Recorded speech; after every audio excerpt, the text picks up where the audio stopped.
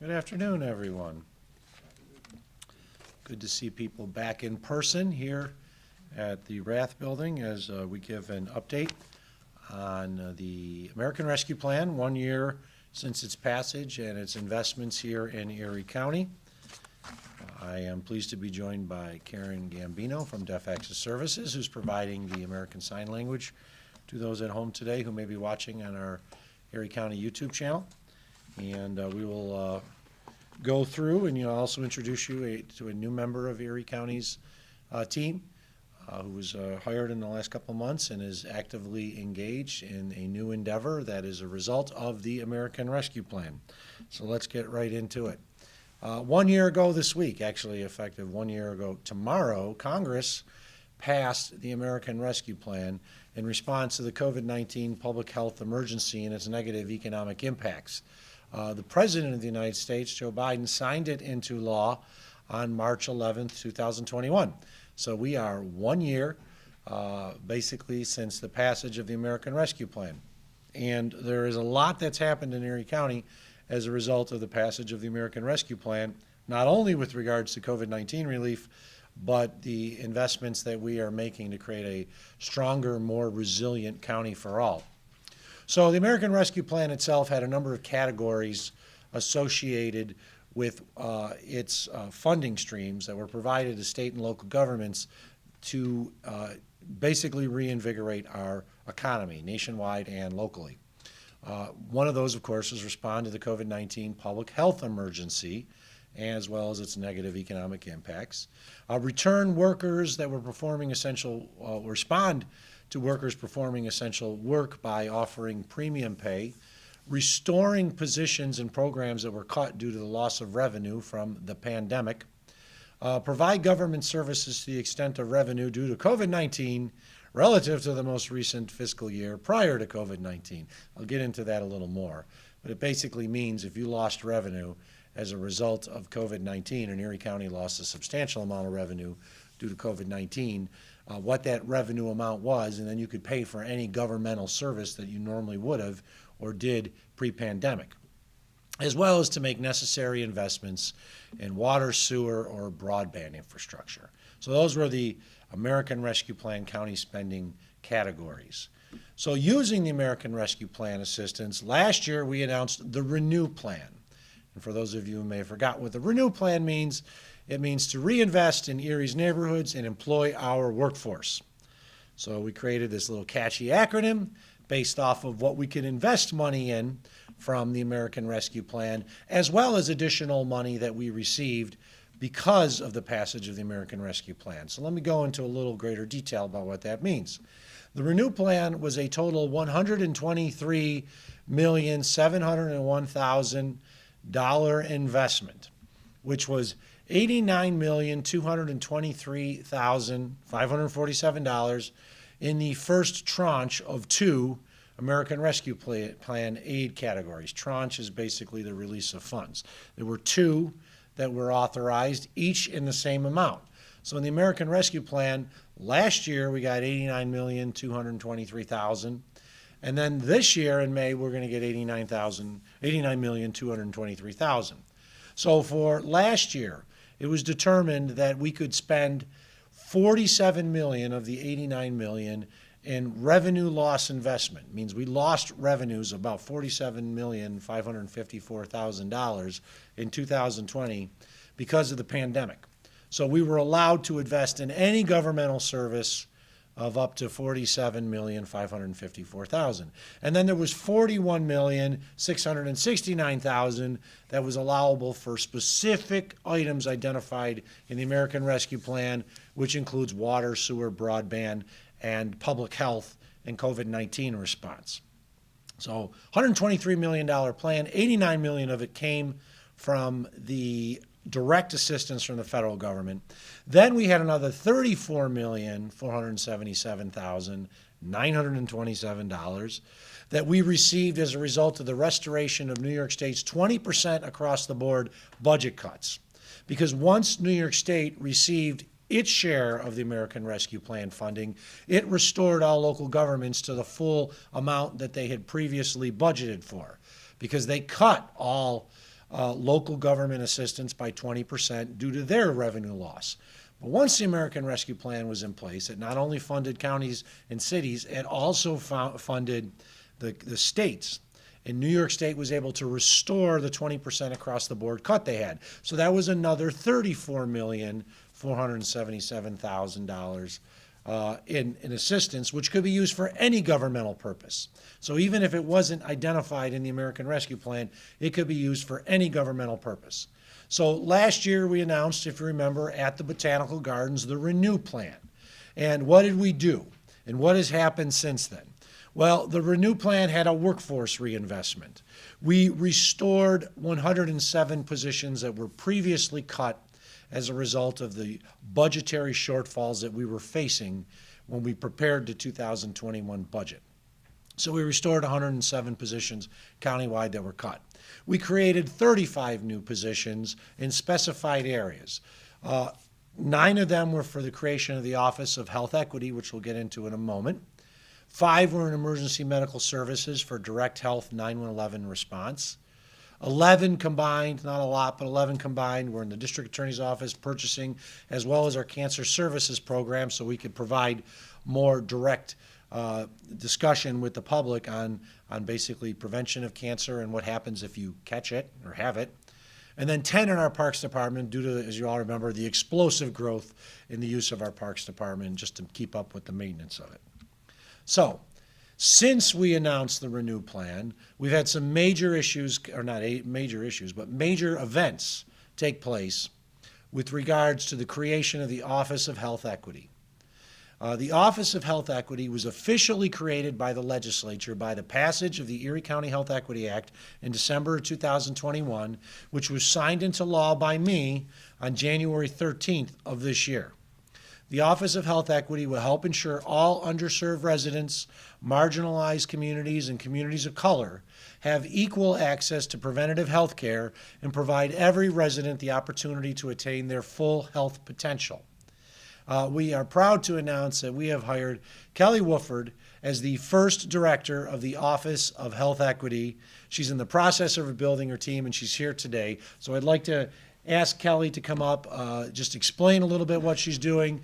And I, first of all, want to thank her for joining the Erie County team. Kelly's been involved in many health efforts at various organizations in the past, and she was assisting us during the COVID-19 pandemic to ensure that we were getting equal access for health care across the broad spectrum that is Erie County government. And when we had the opportunity to bring her in as our first director of the Office of Health Equity, we did. So Kelly, welcome to the team, and the floor is yours. Thank you. Good afternoon, everyone. It's an honor to be selected to serve my community in such a pivotal role in county government. Developing the Office of Health Equity and building a team dedicated to improving the health and quality of life of our most marginalized residents is an opportunity of great magnitude. The most vulnerable people of our county face systemic challenges, often called social determinants of health, that can be addressed through policy, programs, and people with the will to face those challenges directly. Meeting and overcoming those challenges will define the work of our office as we develop pilot programs, partnerships, and services with our allies across nonprofit organizations, health agencies, and more. The importance of having a health department and a county government that are centered in equity cannot be overstated. For the active role that members of the Erie County Legislature, the county executive, and the health department took to establish this office, I say thank you. There are generations of Erie County residents who will benefit from this work. I look forward to helping Erie County become healthier and a more equitable place for all people to live, work, and play. Thank you. Thank you, Kelly. And as I said, welcome to the team. She's already been working for some time now, building her staff, and we'll be building it continually through the year. And we are very pleased to have the Office of Health Equity working right now on behalf of the people of our greater community. So that was one portion of our investment of American Rescue Plan funds. And we're not even going to get into the COVID-19 response because I think you all know what happened with regards to that. But we have major capital projects in public works that have been moving along or in the process of moving along, such as a $4,500,000 investment in the new convention center facade. The bids are in. There's a number of parties that will be part of the process. Rodriguez Construction was the low responsible bidder, and the work to begin on the new convention center facade begins April 1st. So you will see actual work with the new convention center facade as well as the new doors, because they're basically changing the whole frontage. They're changing the size of the doors. They're making it much easier to get people in as well as equipment in, and the new facade that will be built. So starting on April 1st, you're going to see construction on one half of the convention center, and then the other half of the convention center will be worked after we finish the first half, because we don't want to just rip apart the whole thing and have problems with people entering, because there are actual events that will be going on at the convention center. But if you're coming downtown on April 1st, expect to see work beginning with the new facade being installed at the convention center. We've dedicated $5 million for the Botanical Gardens expansion project. We put in the Renew plan $5 million for pay-as-you-go additional road funding, of which $4.14 million was spent last year.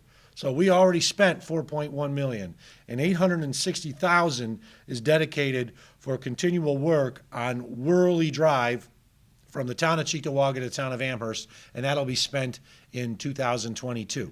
We have $5 million to construct new DPW highway barns, and those bids are going out.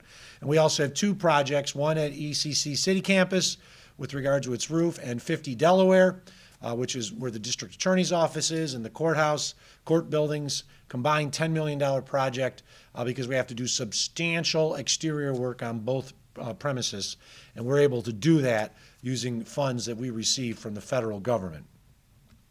Parks Department.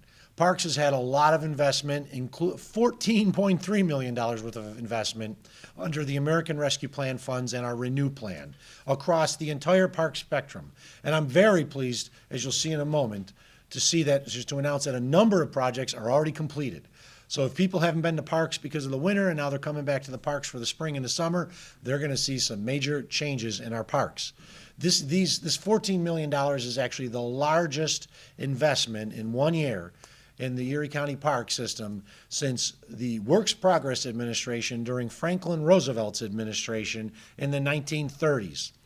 It's really that important and huge in impact on our parks. So let's talk about some of the projects that have actually been completed. The Como Park Lighthouse renovation. This dates back to the Works Progress Administration. And I'm not certain if it had been renovated since the 1930s, but we did a complete renovation of the lighthouse, which you can actually see in the photo, including the copper roof. It had been so deteriorated, didn't realize there was an original copper roof on there. So the copper roof was reclaimed, as well as the complete saving of the lighthouse, which was in really bad, distressful situation. The Como Lake Park Casino renovation is complete. There's Comfort Station at Chestnut Ridge, number 2 Comfort Station, number 4 Comfort Station, number 5 Comfort Station that have been completed. And with it, we're actually basically completed all the Comfort Stations at Chestnut Ridge in the last few years.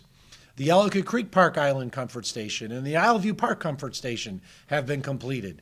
I think and if you know what they looked like before, and we don't have pictures of them now because we don't want to show pictures basically of bathrooms, but if you saw what they were like before and you saw what they're like now, they are complete change. The only thing that basically remained in the comfort stations were the brick walls, because we put new roofs on, new airflow system, brand new, complete. You would think you're walking into a bathroom inside the Rath building, not one in the parks. They're that nice. So those are already completed. Most of this work took place in the fall and during the winter. But we also have some major projects that are going to be moving forward starting this year. Some of these have already been bid out and will be starting construction soon. Others will be starting later in the year, like the historic Went Mansion and stable renovation, Chestnut Ridge Park Casino accessibility improvements so it's easier for individuals who may be handicapped to enter the casino. The roadway and parking lot project, it's a big project. If you think about the parking lot at Chestnut Ridge, it's huge. It's a very expensive project. Same thing, the main casino parking lot. Ellicott Creek, the WPA shelter, number 11 and number 26 are being done. Grover Cleveland Golf House, historic shake house renovation. For most who don't know, one of the oldest existing buildings in the city of Buffalo is on the Grover Cleveland Golf House. It's the former house for the Shanks who lived there and had a farm there. It's in pretty bad shape.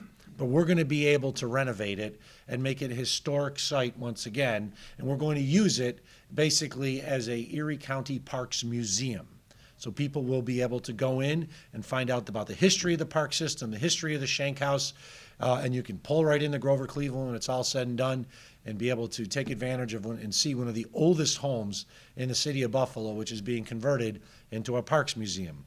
There's also restroom renovation there in Seneca Bluffs Natural Habitat area. We're creating a better parking lot and entrance so people understand that Seneca Bluffs is there. We did a continued reinvestment in our Shop 716 program, $2.8 million of additional investment to promote small businesses.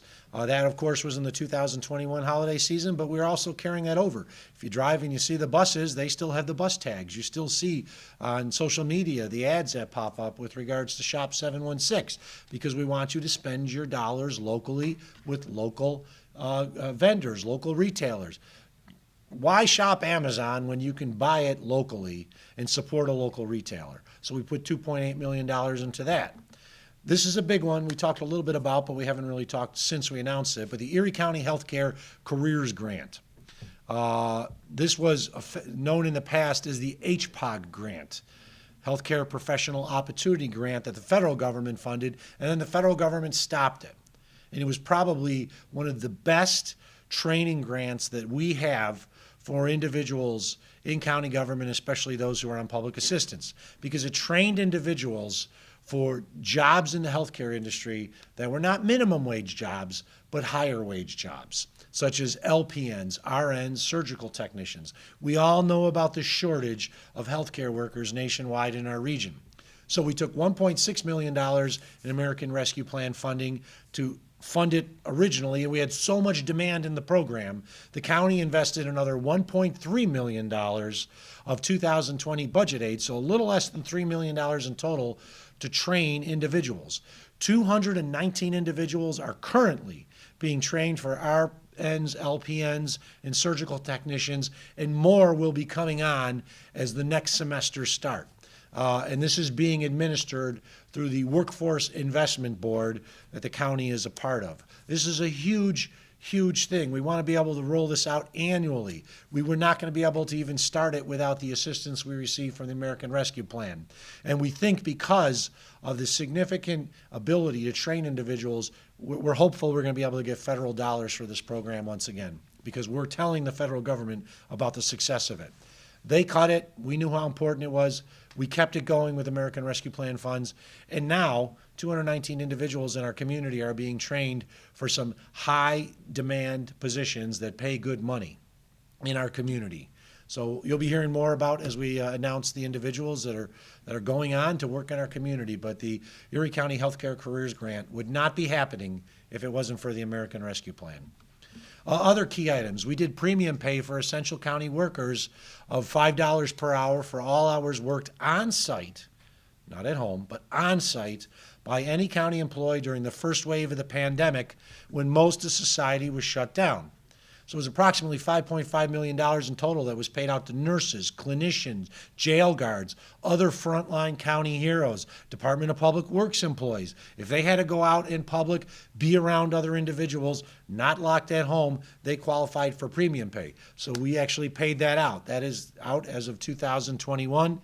And we thank the President and others, Senator Schumer, Congressman Higgins for supporting the American Rescue Plan and ensuring that premium pay was available for our frontline heroes who were working when the rest of the world was shut down. There's more. $33 million in sewer improvements in every district.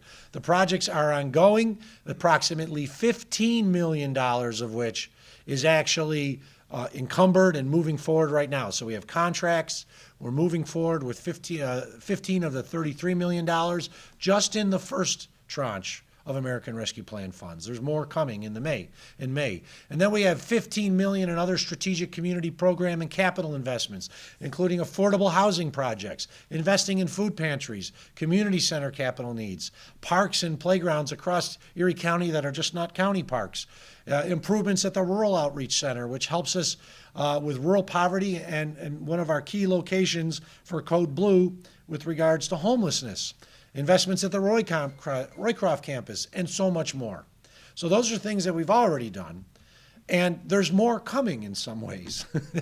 The benefits of the passage of the American Rescue Plan permitted Erie County to restore its workforce and invest in the county through the Renew Plan, address significant county capital needs, make long-term investments across the county, restore needed health positions in county or needed positions across county government that were cut, and allowed us to create the Office of Health Equity, create hundreds of great paying construction jobs across Erie County and all the projects that are moving forward.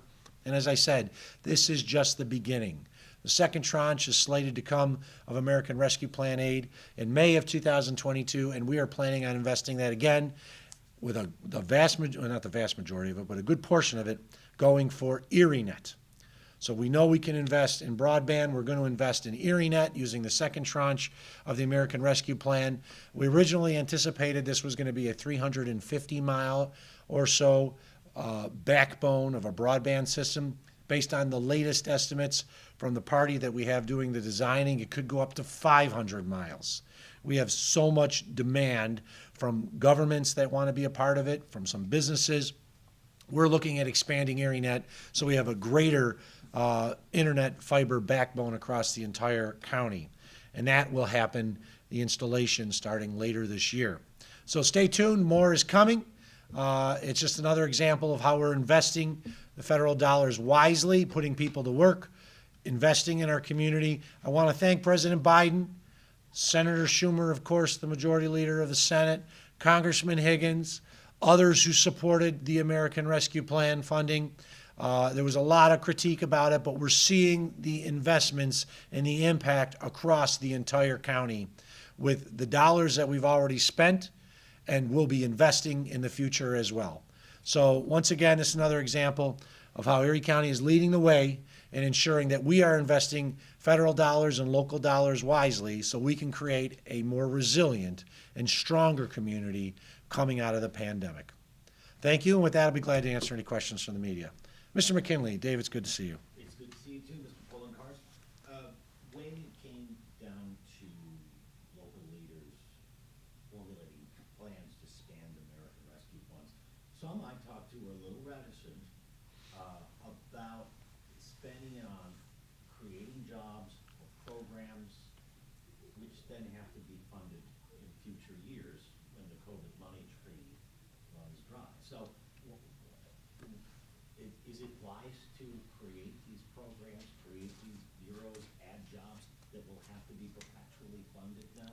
Well, first off, with regards to for those of you who may not have heard, the question was in regards to, is it wise to create jobs and positions and programs that would continue going forward out of the money from the American Rescue Plan? The vast majority of the money from the American Rescue Plan are capital projects, one-time projects, because we knew this is a one-time investment. But there is a small investment with regards to programs. As we talked about, there weren't a lot of new jobs that were created. It allowed us to restore positions that were previously cut, which we've been able to fund in our budget.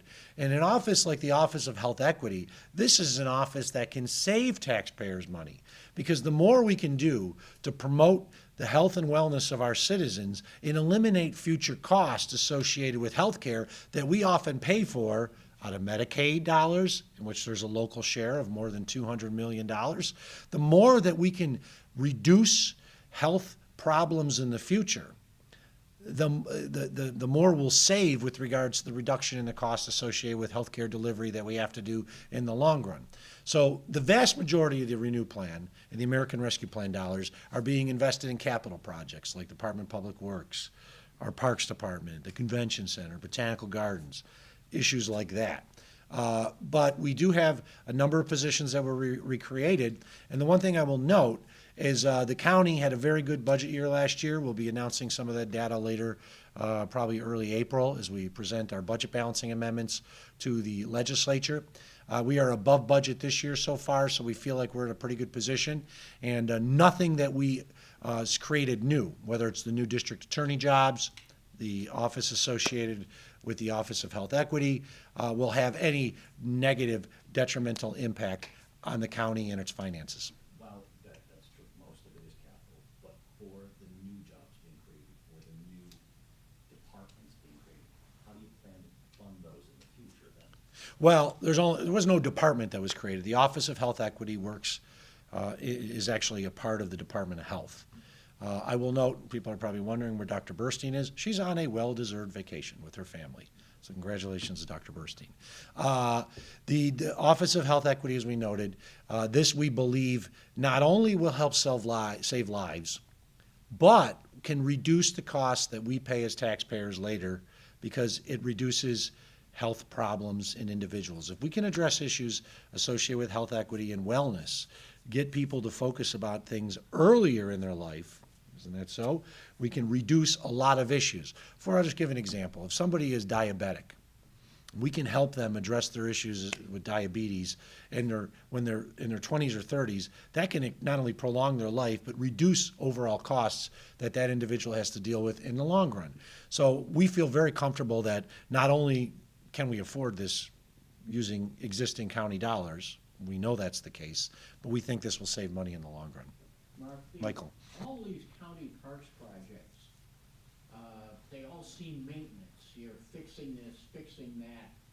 It kind of suggests that you won't be getting in anything new because you're still trying to clean up maybe years of poor maintenance or no maintenance. It just sounds like you're fixing things up. Well, my administration has spent a lot of time in the last 10 years investing in the parks. I think we remember what they looked like when I came in.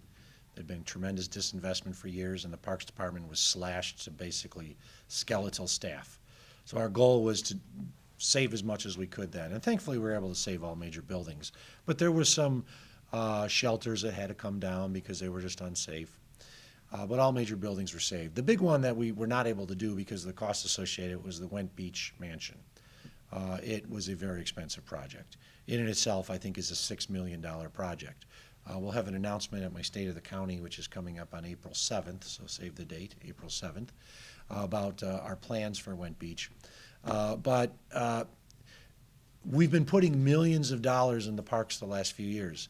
But because of the American Rescue Plan, as well as the Renew Plan, the additional money that we were able to spend because of the freed up dollars that came from New York State, we wanted to put it in these very important investments. Our forefathers and foremothers invested in these back in the 1930s. They created the Erie County forest. Think about this. This is really forward thinking. They planted acres and acres and acres of trees in Sardinia and Boston that they would never take advantage of because it took 40 to 50 years for them to reach forest height. But if you've ever been there, you know how wonderful it is in our forest. That was our forefathers, foremothers, making a decision they wanted to create this wonderful asset for Erie County, knowing they weren't going to enjoy it. Well, we need to think about what they did and what we need to do so that we can invest in these parks that we all love so people 40 and 50 and 70 years from now can enjoy it just like we are today. So that's what we're doing. We've done, I can't get you the exact number off the top of my head, Mike, because I don't know, but we can get it to you. And Dan Miner's in the back, and he'll confirm with parks how much we've invested since my administration has started on capital projects in the parks. But like everything, there's never enough money to go around to do everything you want. And the American Rescue Plan funds, as we've implemented in the Renew Plan, allow us to get some of these major projects that we couldn't do. And I feel very confident that when these projects are completed, we're going to have seen not only a different parks, but we're not going to have to spend millions of dollars annually on some of the big basic work that we've done. We'll just have to do maintenance, which costs a lot less. Sandra, you had a question? Yes, not directly tied to the renew plan, but I was interested to know if you have an update on what the year-end positive variance surplus is for last year. In addition, the Comptroller Kevin Hardwick has submitted a report suggesting that the county legislature should take another look at overtime policies and comp time buyouts for your managerial confidential employees, and I was wondering if you had any thoughts on that. The question was regarding the 2021 surplus as well as the issues associated with overtime in county government. First, going to surplus, we're in the process of completing the analysis right now on what the final amount's going to be. I expect to be able to submit budget balancing amendments in which we have the final number and how we plan on utilizing that money, probably the first week of April. So I'm not going to speak about it exactly like the dollar amount, because sometimes things happen, adjustments, especially as they're finalizing the Department of Social Services, which is always the biggest nut, so to speak, out of all of our departments. But we expect to be able to release the budget balancing amendments to the legislature the first week of April, and at that time we'll be able to go into greater detail about the 2021 surplus. In regards to overtime, a decision was made a number of years ago. Let me backtrack. Erie County got dinged by the Fair Labor Standards, or the Department of Labor, with regards to not paying overtime to every individual except for elected officials, who are the only salaried officials in county government. As much as people say there are people who are salaried, that is not the case. The legislature would have to actually make a determination and declare that a job is paid by salary regardless of whether they work 1 hour or whether they work 100 hours in a week. And if they were to do that, they probably need to increase the salary for our department heads to make it commensurate with the work that they actually do. So as it stands right now, all employees in Erie County government who work more than 40 hours in a work week are eligible for overtime. It doesn't matter whether we're in a state of emergency or not. We have to have declared positions that are solely salaried to qualify them as salaried employees. The only ones are the elected officials, because it specifically states in our charter they shall receive a salary and nothing more. So I've had discussions with the legislators. I think they feel comfortable about where we are. I've had discussions with the comptroller. I know he did a report just recently which looked at the last quarter of 2021 and identified that, truthfully, overtime had dropped almost across the board in Erie County, and the one office that was leading overtime was the sheriff's office, which has almost always led overtime costs. But we'll have continued discussions if that's the direction the legislature needs to go. But I do believe if they are interested in that, then we need to do a serious analysis of our salary structure. And remember, there's very few counties in New York State that have the responsibility that Erie County does. And so the department heads should be paid commensurate with that responsibility if they're salaried. The idea is if they're not salaried, then they qualify for overtime if they accumulate overtime. And that's because the Fair Labor Standards Act, the Federal Government Act, says they are to do that.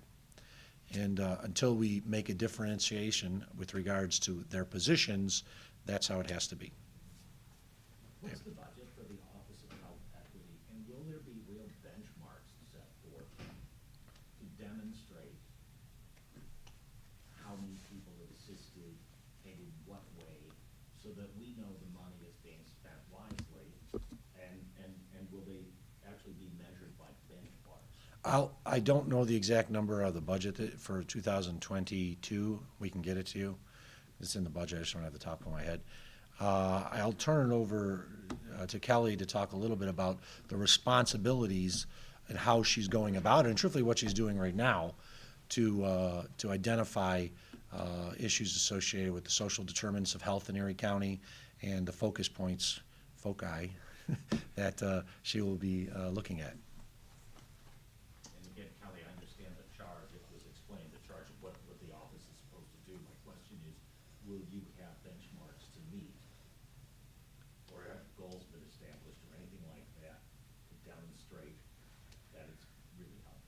So, regarding benchmarks and how we will demonstrate how the office is working, initially, according to the law, there are some things that we need to do immediately. One, we have to have a health disparities report associated with the community health assessment, which is every 3 years. The other thing that the law dictates is that we have a baseline disparities report for all of Erie County that will be the benchmark every year. After that first disparities report, the major disparities report, which is due in 18 months, there will be a report required annually to show where the numbers have gone, how we're making changes. But in order to establish the benchmarks, we need the data. And there is a lot of data. We know how many people in Erie County, say, have diabetes, but we don't know where they live. So if we're going to target policy, if we're going to target programming, we need to know where the people are and what the needs are. So we have to identify the gaps in the data. There's a lot of county level data, there's a lot of city level data, but we don't know which communities, which specific communities. We can say 14215. 14215 is a huge zip code. So where within 14215 do we focus our 9 people? You know, we have to be able to collect the data to be able to see where the sickest people are living and what conditions we can use as a county to be able to make a movement in those health numbers. So health outcomes I would expect to change, but we're looking at we're not looking at a 1-year response, because when you are talking about changing policy, you have to give policy time to work. When you're looking at implementing programming, you have to give time for that programming to work, especially when you're talking about the social determinant of health. We have to change mindsets. We have to change access. If you consider the rural poor, there is no access and there's no availability. We can't just put up a urgent care center without doctors in the area to staff the urgent care building, right? So even if we have the availability, how then do the folks have access? So it is more than just check mark type of benchmarks. We really have to look at the bigger plan and how the best way to go about affecting health equity for all of Erie County will take place. If you go back to February 1st of 2020, everybody talked about there are problems among the poor in Buffalo or in Erie County or in the south town somewhere that the rural outreach center goes to. But, you know, it was more theoretical kind of stuff and emergency room admissions. We've had 2 years where there should be immense amounts of data, which you just talked about, to tell us how bad the situation is. If somebody dies in ECMC, and everybody said, well, it's COVID, well, yeah, but they may have a better idea of what were the social determinants of health that didn't let them recover. I mean, you must have a much more solid picture of the health situation of Erie County now than you did before the virus crept into town. Excellent point. Excuse me. I've been here 2 months, and in that 2-month period, I have been looking for the gaps and assessing the data that is available. There are gaps, and we didn't always collect race data. We didn't always collect, people didn't know if someone had COVID but died from a heart attack, if COVID was a part of the reason for that person to have died of a heart attack, right? When we're looking at people that are suffering from the social determinant of health, these are often policies that are in place. We need to examine those. We need to find out what they are. If you look at food deserts, folks come to ECMC and they have diabetes and high blood pressure, and they're told that they need to eat better. Well, when they go home, they have no place to get fresh vegetables from. So how are they supposed to eat better? They have a McDonald's on the corner. They have a dollar store on the corner. They can get chips. They can get soda. They can get cookies. But if they have bananas, the bananas are $1 a piece. So do you buy a banana or do you buy something that's going to be more filling and sustaining? So we have to look at those policies. We have to look at what's available to the people, because we can't just change health by saying we're going to change health. We have to be able to implement and make changes in a systemic way that all people are able to have access. I can hop in my car, I can go to Wegmans, I can go to Aldi's, I can go to another Wegmans, I can go to Tops Market, I can, drive up to Niagara Falls if I wanted to go to a farmer's market. I have access. But so many people don't have that access. No one wants to be sick. No one wants to lose years off of their life because they don't have access. And so it's understanding that people aren't looking to be sick, right? But the way that the systems all work together, it's pretty difficult at this point, right, for people to have the access to the means that they need to be healthy. Going, what we've gone through in the last 2 years, as Mark knows, there's a great deal more of a system involving the hospitals in Erie County, probably the nursing homes, certainly the health clinics, because of the need to do something. Well, actually, let me take that, thank you. The system's in place, but the system's in trouble. I think all we have to do is look at how the National Guard need to be brought in to help staff nursing homes as well as hospitals. How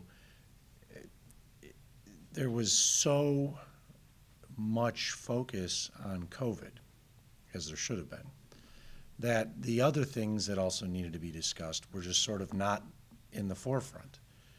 Hospitals are, if you talk to any hospital leader, they will talk about how the individuals who are going to the hospital now are sicker and are in worse shape than the ones who used to come in 2018 and 19, because a lot of that care that they normally would have received, or they would have gone and done their doctor's visit, they didn't do because of COVID, because they were afraid to leave the house. The hospitals were basically off limits for a while there to everyone unless you had COVID. There's a lot of individuals who could not get elective surgeries. It's one thing to get a knee replaced and excuse me, and have to hobble around without getting your knee replaced. It's another thing if you have a serious health condition that should be taken care of, but you haven't been able to do it because hospitals are shut down. I may just need water. I think I'm fine. Thanks, Dave. Yeah. So I look at it as, yes, we have more information, but it's not always useful information. I look at our Department of Health and where we were beforehand and I think we had 3 epidemiologists in the Department of Health before COVID. We got a lot more epidemiologists in the Department of Health now. And you are also going to be hiring, if you haven't already, epidemiologists and other types of clinicians and individuals who go directly in the community. So information was there. It wasn't always usable.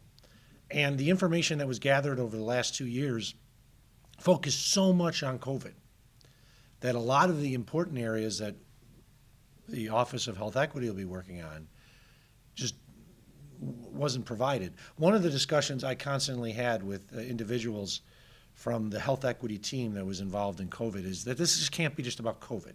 It has to be about everything else. That's why we created the Office of Health Equity, because everything else is still going to be out there. I don't know why, but I have an itchy throat. And usually I have a water, but there's not one here. Because Mark Leffler retired. For those of you who remember Mark Leffler, the guy who used to do the podium and crawl on his hands and knees when the battery died for your malt box, Mark retired. He's actually now working for NASCAR, so good for him. No, we have water. Go ahead, ask the question, Dave. Yes, you said most of this was spread out of capital projects. Can you use any portion of American Rescue funds to design or construct a new stadium or bridges?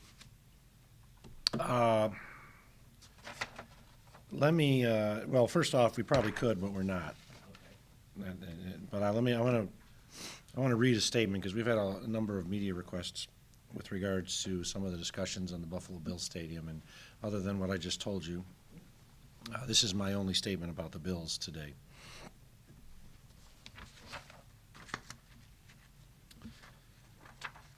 Unfortunately, some recent local and national news stories regarding stadium negotiations contained incorrect information regarding the alleged negotiated terms. No one benefits from pure speculation nor the spreading of false information, certainly not the parties to a transaction nor the public. The truth will come out soon enough when we have a final signed agreement and the terms of the transaction are announced to all. At that time, the public will be fully informed of the terms of the agreement, the actual terms of the agreement, not speculation nor incorrect information provided by unnamed sources. And the agreement will then be presented to the Erie County Legislature for its review and approval. While I do understand the public's interest in the subject, the overriding goals of my administration during these negotiations have always been to ensure the Buffalo Bills remain the Buffalo Bills for many decades to come and negotiate a fair deal for the people of Erie County. Negotiating in public or revealing specific terms that have been agreed upon before a final agreement is signed will make attaining both of those goals a near impossibility. In today's modern NFL, there is no guarantee a team will stay in its home city no matter how long they were located there. If you don't believe me, ask the people of St. Louis, San Diego, and Oakland about their teams. I do not want, and I certainly believe the people of Western New York do not want, Buffalo to join that list of cities.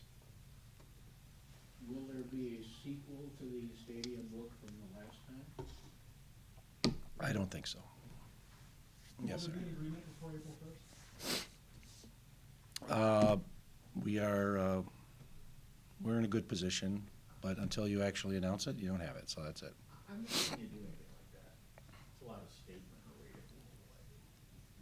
Is it for legal reasons or something? I mean, why did you just do that like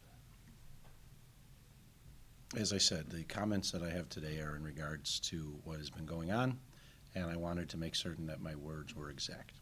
A couple of years ago, I covered a meeting you had in South Towns, and you were with business people, and you were talking about broadband, and people in the room were giggling and laughing at the idea that they would need the internet, any of this stuff. I think you remember the meeting. Yes. And, well, things have changed a lot. I think there are probably people in this room who had kids at home on TV screens. So, is there less opposition to ErieNet than there might have been 2 years ago? The question for those who didn't hear it was in regards to ErieNet and how years ago there was opposition to it, thinking it wasn't unnecessary, and now is there less opposition? I believe the answer to that to be there is much less opposition, to the point where we've had not only governments but companies reach out to us and say, when this all said and time to do it, we want to be part of ErieNet. We are designing the system now so that it covers all of the county as the backbone of a major system. I don't know what the final thing looks like or will look like because it's still being designed, but I guarantee you, after what we went through the last 2 years, there's a lot more people and businesses and governments who will participate in ErieNet now after finding out how bad their internet broadband service was when they needed it the most. So, yes, there is going to be much more participation and acceptance of the need for ErieNet after what we went through the last 2 years. I had several questions. In relation to the bills, is there any better timeframe that you can provide for when an announcement might be made? And in regard to things that you have stated that have been reported that are factually incorrect, while I realize that you do not want to talk about what has been negotiated, if there are things that are incorrect that should be dispelled, could you state what those are? I'm not going to talk about the particulars of what we've agreed to, because then I'd be revealing the terms that are agreed to. And that's why I say pure speculation and unnamed sources does not benefit anyone, including the parties. Because There's nothing in particular that you would say? I'm not going to, you'll find out eventually Okay. when the deal is announced. Everyone will see what the actual deal was and the terms of it, and let's get a deal done and get it announced. Do you have Knock a on sense wood. of the timeframe then, or keep on plugging away. Okay. Lastly, I was curious to know, we are reaching the 2-year anniversary of this Yeah. pandemic and the health crisis here in Erie County. I was interested to know if you had any reflections over how the county has done and how you've led over the past couple of years since this started. The question was, as we're reaching the 2-year anniversary of the pandemic, what reflections and how I think I've done and stuff like that. It's still less than 2 years since we had our first case in Erie County, at least confirmed case. It's less than 2 years since we've had our first death. And we announced another 21 deaths earlier today on social media from the period of, I think, February 25th through March 3rd. I believe the total is now 2,724 Erie County residents who've died from COVID complications. I'll leave it up to others to talk about my performance. I will say that when you're in a position like county executive, you have to prepare for the worst. And we've done a lot of preparation for worst case scenarios because of the things we've dealt with in the past. Snowstorms, plane crashes. I had never thought that we'd have a pandemic that would take nearly 3,000 of our fellow county citizens in less than 2 years. And when we had the first projections on how many people would die from the pandemic, based out of what was coming from China and Italy, it was approximately 1.4% of all individuals who caught it. If the percentages of death continued like they had in China and Italy, because those were the first two major countries. And I did some quick calculation based on the population then, and I had a Post-it note on my desk for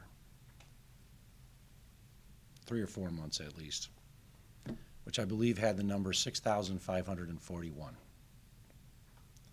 If half of Erie County's residents had caught COVID-19, based on the projections of death, 6,541 county residents would have died. Now, thankfully, 6,541 county residents have not died from COVID. But 2,724 county residents have. And there are still people dying today. Never in my wildest nightmares did I think we'd be facing a situation where we'd lose 2,724 residents from a pandemic, because I hadn't contemplated an issue where we would have a pandemic. I look back now and I see what we did early on in what was kind of like the fog of war, not really understanding the virus, not knowing the best way to respond, because we were getting information that we now know was in all likelihood inaccurate. Just think of this little spray bottle here. Remember when we were spraying every surface? We were cleaning everything, and including our hands, which we still should do. But we cleaned every surface that we could even come close to. And then we found out later, well, it's probably not being transmitted by touching a surface. It's being transmitted through the air. And I look back, I'm actually going through news clippings. I have a scrapbook. I've had a scrapbook since I entered politics. And I have not kept up the scrapbook associated with COVID because of everything that happened, and did I want to remember this? But I'm actually looking back at it, and I'm thinking of the situations early on when we were all in a room together. There were like 10 cameras, 20 members of the press. Remember those first press conferences? There was myself, Gail, Dr. Burstein, we're all standing next to each other. None of us wearing a mask. Thankfully, no one that I know of in that room had COVID. Otherwise, we probably all would have caught it right away. So just looking back at what we did, what we might have been able to do better, but the number that I focus on is the number of deaths. And we have no idea how many people in Erie County have long-form COVID and are going to be dealing with the issues associated with COVID for potentially the rest of their life. which then in some ways costs all of us because there's a cost associated with providing health care for that individual. So as we come upon the 2 years, as I said, I'll leave it up to others to make a determination on what I did. But I want to thank the men and women in our community who are on the front lines fighting COVID, whether it was in a hospital, whether it was a testing clinic, whether it was an EMT, whether it was a sheriff's deputy, whether it was an individual who was at the grocery store who just had to go in because we needed to have food. And so there were people at the checkout, cashiers. I want to thank each and every one of them because they put their lives on the line. I want to thank everyone else for the sacrifices they made, the business leaders and others who basically sacrificed businesses so that we could protect the general public. I hope to never go through anything like that again and to and have to deal with those situations. I just think of, we had to get mental health counselors for the operators at our call center. Remember when we first opened the 858-2929 call center? We had to get people to talk to them because they were hearing these every day. People were calling saying, I don't want to die. I have a cold. Am I going to die? Happened all the time.